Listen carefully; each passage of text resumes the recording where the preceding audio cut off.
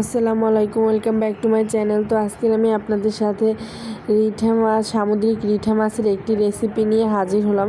তো আমি মাছটা ভালোভাবে ধুয়ে নিয়ে চলে আসলাম আপনাদের কাছে। তো আমি এখন মাছটাকে ভেজে নেওয়ার জন্য পরিমাণ মতো মরিচের গুঁড়ি, হলুদের গুঁড়ি, সামান্য পরিমাণে লবণ দিয়ে ভালোভাবে মেখে নিব।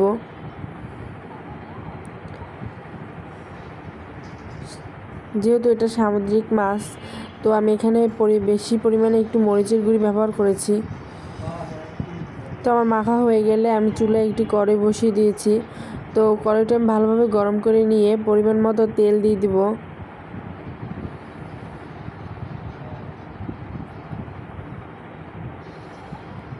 তো তেল গরম হয়ে গেলে আমি এখানে মাছটা দিয়ে দিব।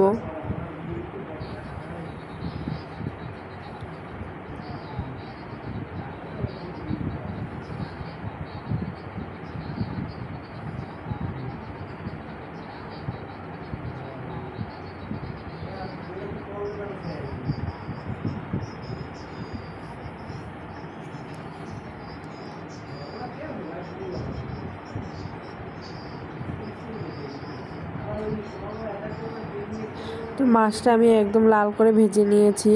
তো লাল করে ভেজে নিলে মাছটা খেতে খুবই মজা হবে। তো আমি অপর পাশ এভাবে লাল করে ভেজে নিব।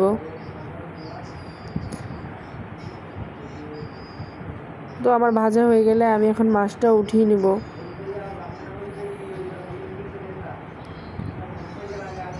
তো আমি এখন রান্নার জন্য চুলায় একটি কড়াই বসিয়ে দিলাম। তো কড়াই গরম হয়ে গেলে আমি এখন পরিমাণ মতো তেল দিয়ে দিব। তো আমি মাছ ভাজা তেল দিয়ে দিচ্ছি পরিমাণ মতো পেঁয়াজ বাটা,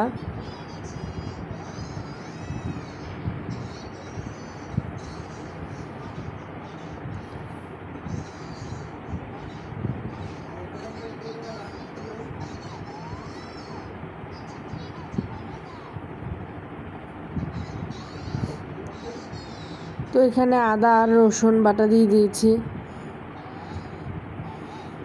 এখন আমি এটা ভালোভাবে ভেজে নিব।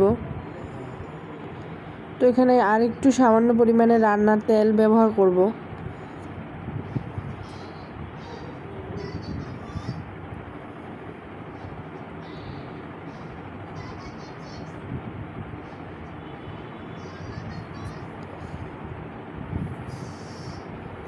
মশলাটা অনেকক্ষণ সময় ধরে ভেজে নিয়েছি।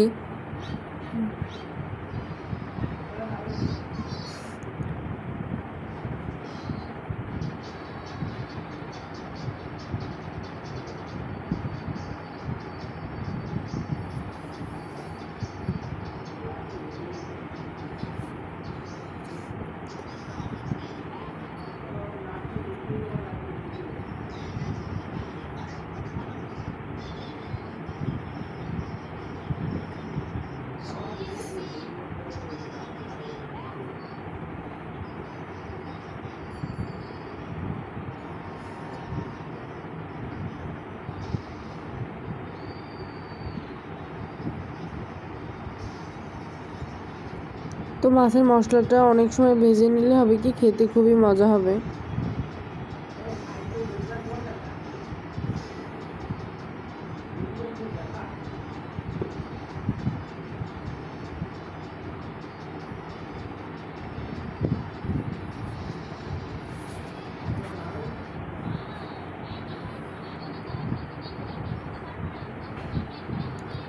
তো আমি এখন দুটো তেজপাতা দিয়ে দিব।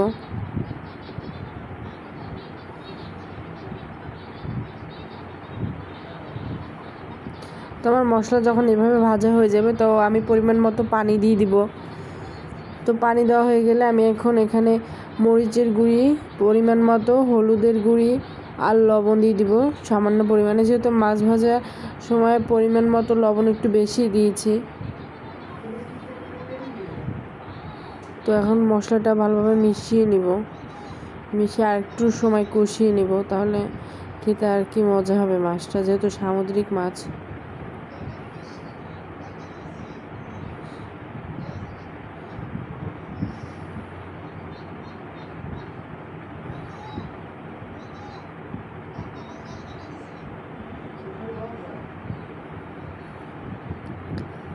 তো আমি এখন পরিমাণ মতো জিরার গুঁড়ি দিয়ে দেব।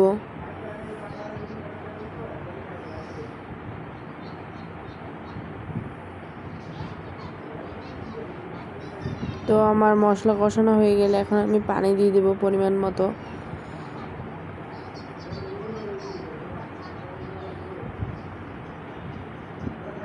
তো পানি দিয়ে আমি এখন মশলাটা মিশিয়ে নেব।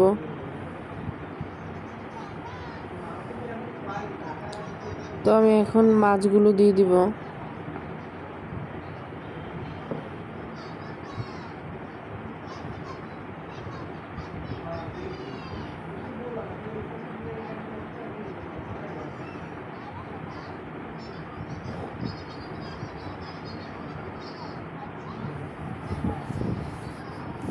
তো বলক চলে আসার পর আমি 2 টুকরো দারচিনি দিয়ে দিয়েছি। এখানে আর কোনো মশলা ইউজ করব না, শুধু 2 টুকরো দারচিনি দিয়ে দেব। তো আজকের ভিডিওটা এই পর্যন্তই। Like and comment, share, subscribe করে পাশে থাকবেন। আল্লাহ হাফেজ।